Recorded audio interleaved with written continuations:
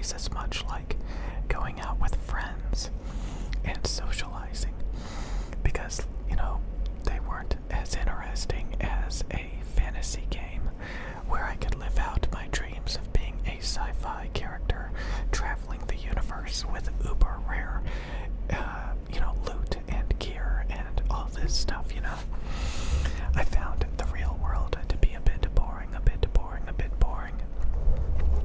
But these days, I see video games as a bit boring. And I was going to talk about how some people like competitive multiplayer games. Some people actually like the story, the single player, the campaign. And it's interesting to listen to somebody who plays for the campaign, plays for the characters, because they remember the characters' names. They remember what the characters were thinking and feeling and doing. They remember the decisions, the social interactions that they made with those characters. And they tend to be that same way in the real world when they communicate with others. While on the other hand, when you have competitive multiplayer people, they tend to be a lot more socially inept and retarded. And they just want to run and gun and call people noobs and stuff. But at the end of the day, I think both types of people use it as a form of escapism. And I kind of wanted to play the Joe Rogan video of him talking about this. Video games online all the time, and you could play online against people for the last 20 years? Oh yeah. I didn't know that. We'd play online teams. We'd have teams of guys, like me and 3 of my friends would play against 4 other guys, and we'd meet at a certain server, and you could chat and talk to each other. All right, you ready to go? All right, let's go. 3, 2, 1, go. And then the game will start, and then we'd have these matches, and it was fun, man. It was really fun. It was really exciting too, because it's all happening in real time. Yeah. But I reached a point somewhere around the year 2000 where I know one day I played until it was sunlight, until the sun came up, and I'm 30 years old. Yeah. And I'm sitting there, my hands are sweating, I'm all caffeinated up, I've been drinking Mountain Dew for the past 8 hours, and I realized, I'm like, what am I doing? This is, I'm not where I want to be as a comic. I'm not where I want to be with my life, and I'm just sitting here playing video games all the time, and there's no future in this. I've been stuck in things where there's no future before. I know what that is. I felt like that with fighting. I was when I was 21. There was a point in time where I was like, "There's no future in this. I'm just going to keep getting hit in the head, and I'm going to get dumber and more brain damage and more crazy." Right. And I'm like, "This is dangerous." And I realized I gotta stop. There's no future in this. There was no money in fighting back then either. And then I got there with pool. Same thing with pool. My manager called me up, and he said, "I think you play pool too much." He's like, I think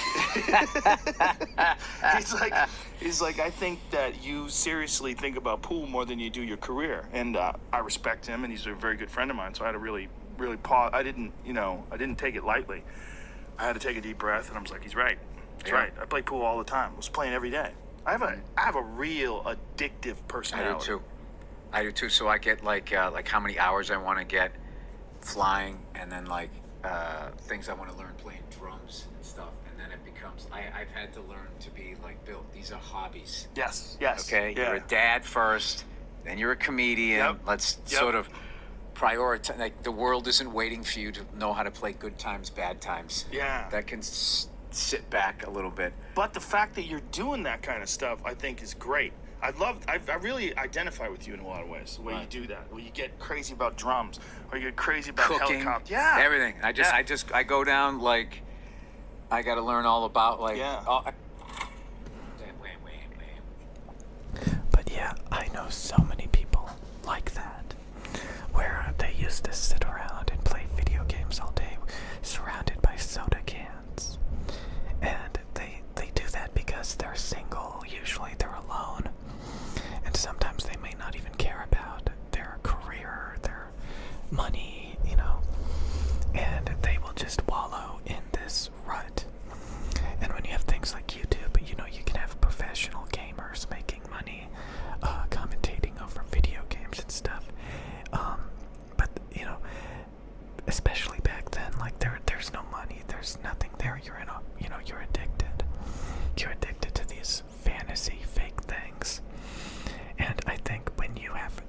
partners, relationships, kids, stuff like that. It kind of puts it into perspective, like it's a hobby, So, unless you don't have, like, if you have a addictive personality and you're addicted to these video games, for example, and you over prioritize it, life's gonna pass you by. So it's not necessarily video games' fault. I learned this a long time ago. It's you have nothing better to do with your time.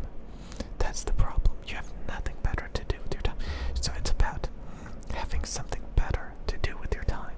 And if you don't have that, then why not waste your time playing video games? Over the past quite a few months now, I've kind of been frustrated that I can't sit down and just play a video game, because I've got to go do something every 10, 20, 30 minutes. I've got to go do something. I'm always distracted, and it was frustrating me because I remember those times where I had limitless free time to just do whatever I wanted, to waste as much time as I wanted. And now I don't have that. And I actually wanted that. I wanted to have priorities that were more important than video games. So you can come across a lot of YouTube channels dedicated to playing video games, dedicated to entertainment. But I think most people who play in moderation, who are not addicted, who have priorities in life, they're what you call casual gamers. They'll buy a game, they'll play through it, they'll never think about it again. Some people will want to live and dwell and wallow in those games. I know people that will buy video games and they will literally play them for 3 minutes, take them out of the console, uninstall them, put them up on a game shelf, and never touch them again. Literally play like 3 minutes of a game before going back to the real world, where they have obligations and things they have to do. But there's a lot of people with way, way, way too much free time. Nobody wants to be in a relationship with them. Nobody wants to, they don't care about, going to work. They don't care about things that actually matter. They don't care about socializing with people they actually know. And they end up just obsessed and spending way too much time on things that don't even matter in their life.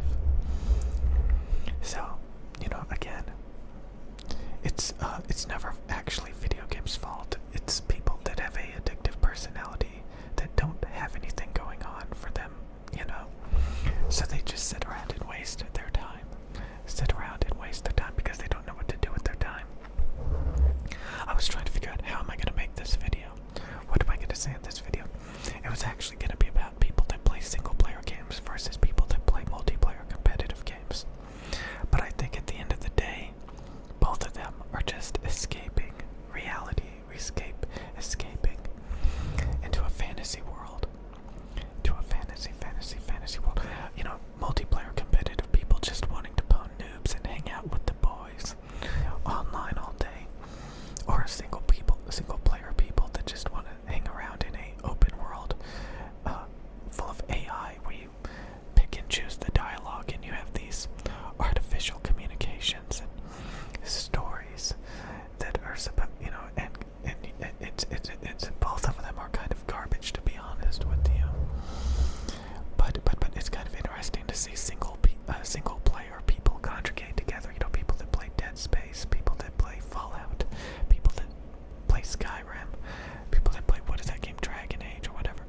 People that play these single player story-driven games, and they're in this world that they wander around in. And those communities, they all know the different characters, they all know the little stories. And there's actually, YouTube communities of those types of people. And, those are the types of games my wife plays. And she has showed me these massive communities on YouTube with millions and millions of views, with these inside jokes and videos of these single-player games where you interact with nothing but, AI and story-driven characters. And it's all relatable because so many people have played through it and, know the ins and outs of the game. It's really interesting. But, I haven't had any free time to really sit down and wallow and dwell in fantasy. And a lot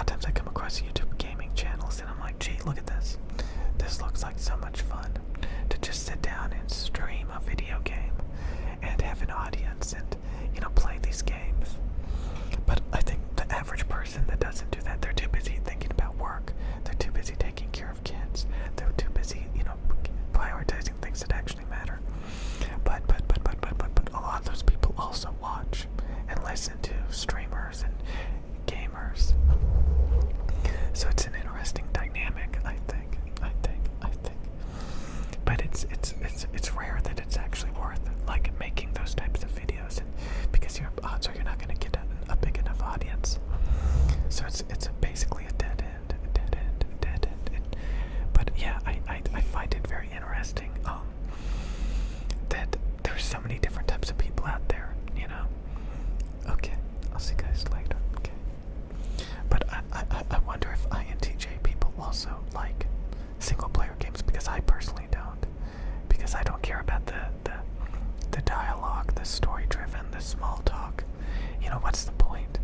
You know, it's a waste of energy to learn about these characters that are not going to reach any end game goal. I don't know. I wonder if different personality types find, you know, these